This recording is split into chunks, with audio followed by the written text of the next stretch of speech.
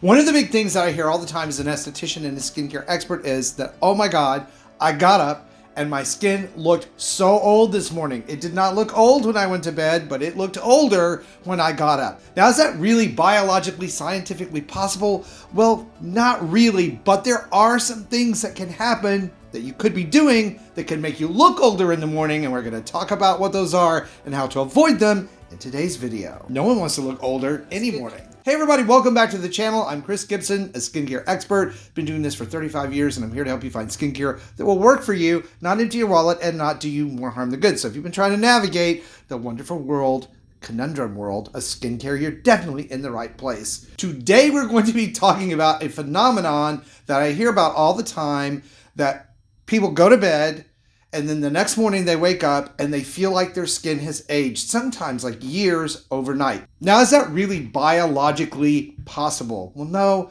not really, but there are some things that happen or could be happening to make your skin look older in the morning than it really should or is. The first and foremost is you could be dehydrated. Now, we talk a lot about on this channel about humectants and skincare products to help with hydration, but your body could actually be very dehydrated. As we sleep and expel our breath, a lot of moisture or residual moisture goes with it, making us drier. That's why sometimes we wake up with dry mouth. Our skin can be exactly the same way, especially if you live in a dry climate or even not, where you have air conditioning that dehumidifies your air. Now, we're moving into the winter months as I'm making this video, so that's a big problem. So hydration is super important. Two ways to avoid that. One is to make sure you're hydrated when you go to bed. And rather than gulping down water, you need to sip on water throughout the day. That's 15 cups of water for men on average and 11 cups of water for the ladies on average. If you're athletic or have a very active lifestyle, you probably need even more. And for the dry air problem, it's really a great thing to consider a small, inexpensive humidifier for the bedroom to help keep the air moist so that you have less transepidermal water loss as you sleep. And of course, like always, I will put a link down to what I would recommend for a humidifier and other things that we're going to talk about in today's video down in the video description box, so you don't need to write all this stuff down. You can just check that out when we're done here today. Now, this next reason is one of the most common of all reasons for looking older rapidly, like the next day, and that is getting too much sun exposure. Maybe we forgot to wear a sunscreen this week, or even though we wore sunscreen, we didn't reapply it and we were out in the sun a lot more than usual. What happens is that turns on your body's self-preservation protective defenses, which means you're producing more melanin more quickly. Same thing as tanning. So as we get older, there are spots on the skin that maybe are invisible most of the time, but as the melanin factory gets turned on to protect our skin, they become darker and much more visible. So when we get out of bed and flip on that bathroom light, we're like, whoa, where did all these spots come from? Well, that's what's really happening. So know that by going back to applying your sunscreen appropriately, SPF 30 or higher, on a daily basis, and more often if you need it, will help reverse some of that discoloration and certainly protect your skin from developing more. Next is another common one, is you just haven't been getting enough sleep lately. Most humans require 6 to 8 hours of consistent nightly rest in order for their body and their skin to function correctly. There's an overnight repair cycle that happens in the body in general, but it really happens for your skin. And when you've been missing out or pulling those late hours, like I never do that on YouTube. So that old saying about getting your beauty sleep is really, really true. Getting enough rest really does make your skin look more healthy and youthful, and it helps your skincare products in your routine work better.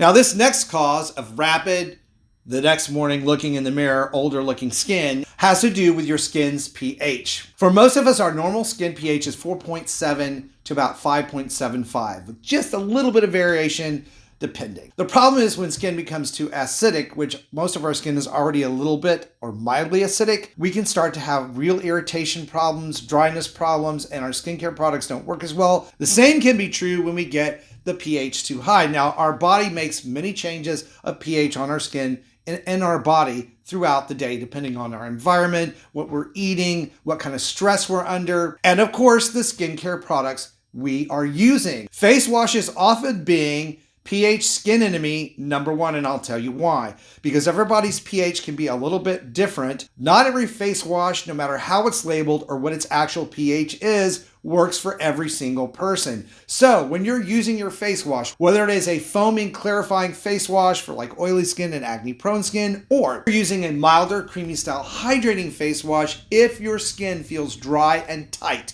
squeaky clean, your pH is now off, and that is not the face wash for you. So you may need to go to a more gently formulated product than you're currently using. And I will put some suggestions down again in the video description box for this. Now, as you can see, I put up here on the screen for you the common pH levels or ranges for skincare products. So it kind of gives you an idea of where they typically fall. I will also include this list down in the video description box so you can copy and paste it if you want to keep it. But generally look for products that fall within this range. You can easily do a Google search on any product and ask for what its pH is, and most often you will find the answer. Now for this last one, let's talk about diet, and it's not about sugar, although sugar is a problem, but we cover that in other videos. It is the amount of sodium that you may have had in your diet lately. And the reason sodium is such an issue for folks and their skin is that it causes water retention,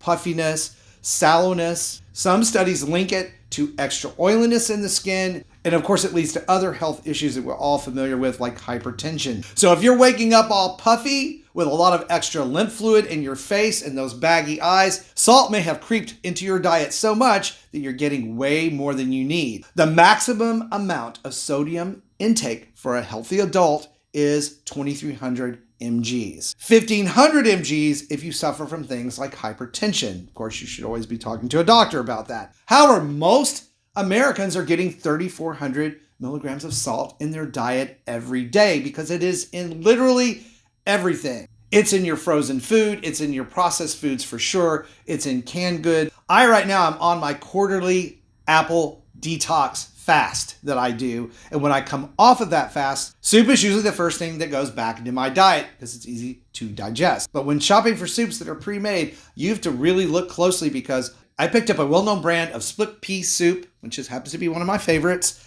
Yeah, 70% of your daily intake of sodium in that one serving. So I had to find an alternative, which I did. But my point here is you really have to look closely when you're looking at salt because it really is in so many products that we eat. We don't even realize how much we're getting, and it's very detrimental to our health and especially skin regeneration and healing. So as you can see, while skin aging may be a part of growing older, there are many factors that we have under our direct control that make the difference between whether we age gracefully or we're 1 out of 2 people who look much older than their actual years. And for even more helpful information on how to roll back the clock on your skin, be sure to check out this video that's coming up next.